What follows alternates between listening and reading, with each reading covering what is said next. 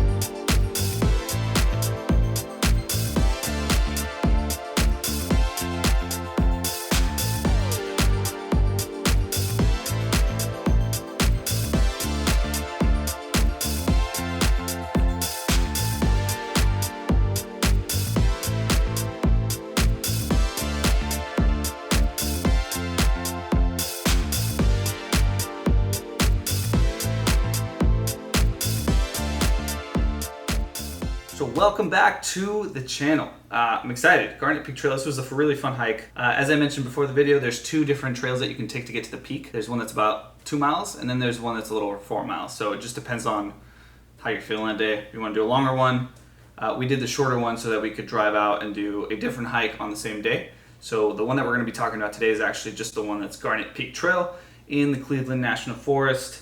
This is really located in Mount Laguna. And then as you guys can see here, there's the Garnet Peak Trail via the Pacific Crest Trail. And this is the one that's 4 miles. Basically, when you're driving along Sunrise Highway, you can see here the Pacific Crest Trail.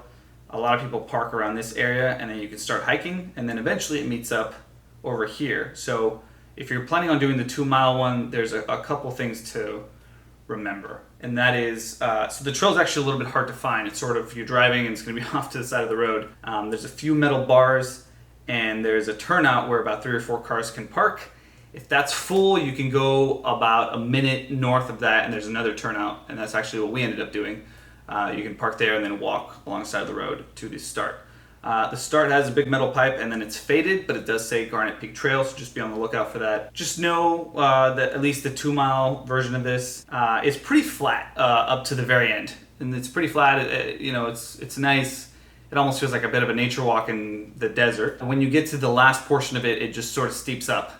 So it's almost like it makes you work for the last views at the top of the peak. So bugs, flies, lots of them up there. That just may be a result of going during some hot weather.